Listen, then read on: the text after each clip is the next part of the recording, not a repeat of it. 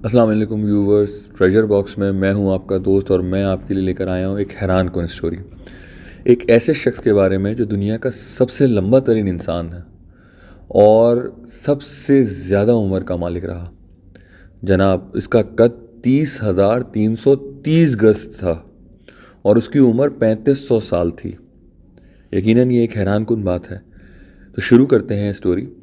فرعون کے دریائے نیل میں غرق ہونے کے بعد جب بنی اسرائیل کی قوم کو اس کے ظلم و جبر سے نجات مل گئی، تو اس کے کچھ عرصے کے بعد اللہ تعالیٰ نے حضرت موسیٰ علیہ السلام کو حکم دیا کہ ملک شام کی سرزمین سے ظالم و جابر لوگوں کو نکال دو اور خدا کے دشمنوں سے جہاد کرو، اور اپنی قوم میں سے 12 افراد کو بنی اسرائیل کے 12 قبیلوں پر سردار مقرر کر دو، تاکہ یہ سب اپنے سرداروں کے تابع رہیں اور اللہ کے حکم کی پابندی کرتے رہیں۔ چنانچہ حضرت موسیٰ علیہ السلام نے اپنی قوم کے 12 قبیلوں پر 12 قبیلے بنائے اور ان 12 افراد کو سردار مقرر کر دیا۔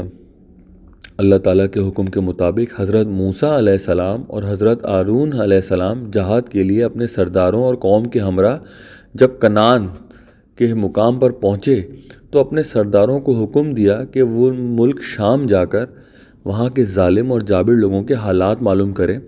جب یہ لوگ وہاں پہنچے اور وہاں کے حالات معلوم کیے، تو انہوں نے وہاں ایک بہت بڑے قد و قامت والے انسان کو دیکھا جس کا نام اوج بن عنق تھا۔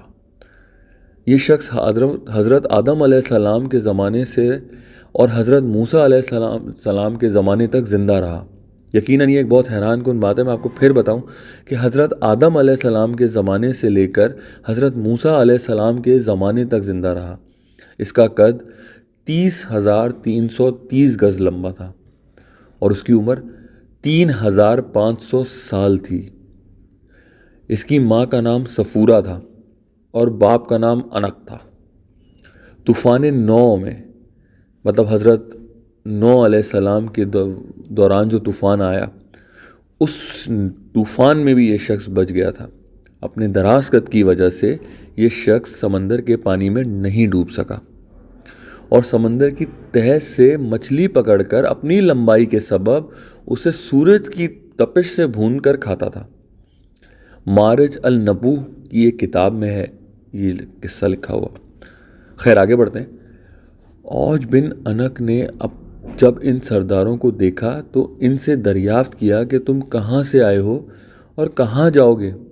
ان سرداروں نے جب اسے اپنا حال بیان کیا تو اس نے ان سب کو پکڑ لیا اور اپنی بیوی کو دکھانے کے لیے لے گیا اور اپنی بیوی سے کہنے لگا، دیکھو، یہ سب میرے ساتھ لڑنے کے لیے آئے ہیں۔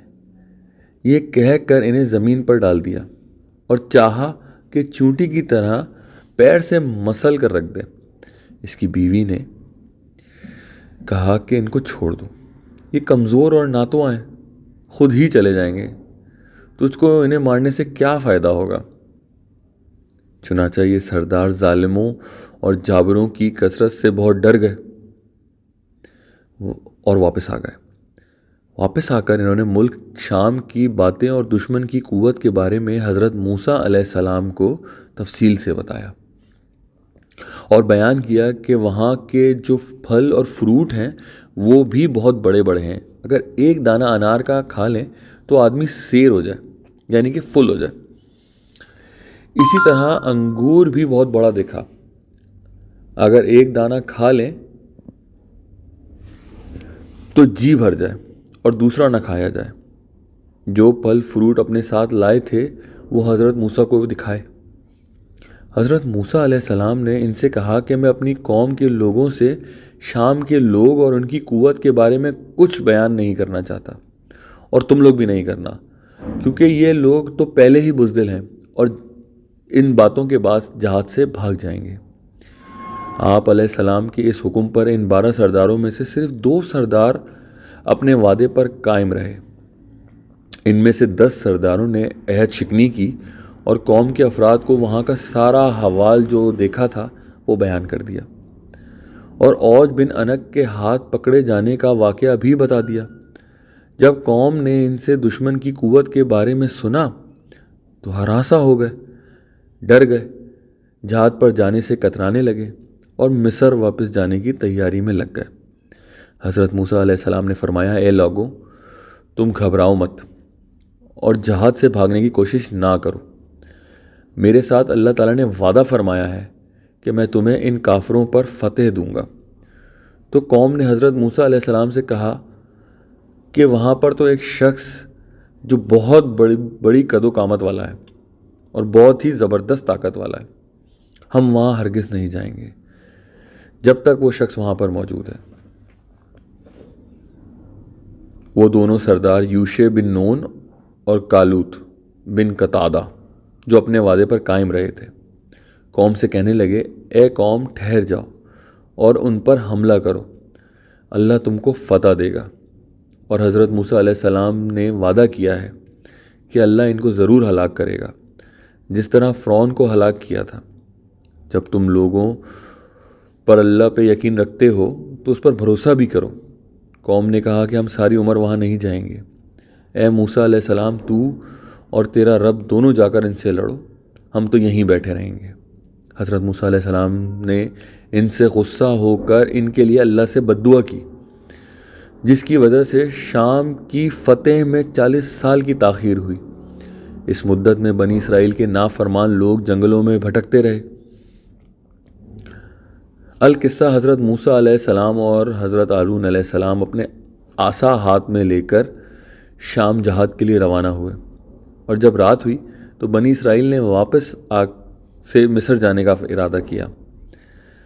تمام راستے چلتے رہے، لیکن صبح فجر کے وقت دیکھتے ہیں کہ جہاں سے کوچ کیا تھا اب تک وہیں پر موجود ہیں۔ وہ سمجھے کہ حضرت موسیٰ علیہ السلام کی بد دعا سے یہ حال ہوا ہے۔ تب یوشع بن نون نے ان سے کہا کہ اس میدان میں ٹھہر جاؤ اور صبر کرو اور استغفار پڑھو جب تک حضرت موسیٰ علیہ السلام شام فتح کر کے واپس نہ آ جائے۔ بنی اسرائیل کی قوم کے 6 لاکھ افراد حضرت موسیٰ علیہ السلام کی بد دعا سے 40 سال اس جگہ سے نہ نکل سکے۔ اس جگہ کا نام تیا ہے، جو فلسطین، اردن اور مصر کے درمیان ایک میدانی علاقہ ہے۔ الغرض، حضرت موسیٰ علیہ السلام نے جب اوج بن عنق کے شہر کے نزدیک پہنچے تو لوگوں کے محب شکلیں دیکھ کر ڈرے اور اللہ کو یاد کر کے آگے بڑھے۔ جب اوج بن عنق نے ان کو دیکھا تو چاہا کہ پکڑ کر چوٹی کی طرح مسل دے، اور کہنے لگا، تو ہی بنی اسرائیل کا وہ سردار ہے جس نے فرعون کو اس قوم کے ساتھ دریائے نیل میں غرق کر دیا تھا۔ یہ کہہ کر اس نے حملہ کر دیا۔ حضرت موسیٰ علیہ السلام نے اس پر جوابی حملہ کیا۔ آپ علیہ السلام کا قد بھی 10 گز اونچا تھا۔ آپ علیہ السلام نے 10 گز مزید اچھل کر اپنا عصا اتنے زور سے اس کے ٹخنے پر مارا کہ وہ وہیں گرا اور گر کر مر گیا۔ کہتے ہیں کہ اس کی لاش 40 سال تک وہیں زمین پر پڑی رہی۔ اس عرصے میں اس کے جسم کا گوشت گل کر صرف ڈھانچہ رہ گیا۔ حضرت موسیٰ علیہ السلام اور حضرت ہارون علیہ السلام نے جہاز سے سرخرو ہو کر واپس لوٹے تو اس کے ڈھانچے کو اٹھا کر دریائے نیل پر رکھ دیا، اور ایک عرصے تک وہ ڈھانچہ دریائے نیل پر پل کا کام انجام دیتا رہا۔ تھینک یو میرے دوستوں، میرے خیال سے آج کے لیے اتنا کافی ہے۔ مزید اسٹوریز اور مزید موٹیویشنل اسٹوریز کے ساتھ آپ کے ساتھ میں پھر ملوں گا۔ آپ کا دوست دوبارہ حاضر ہوگا۔ السلام علیکم۔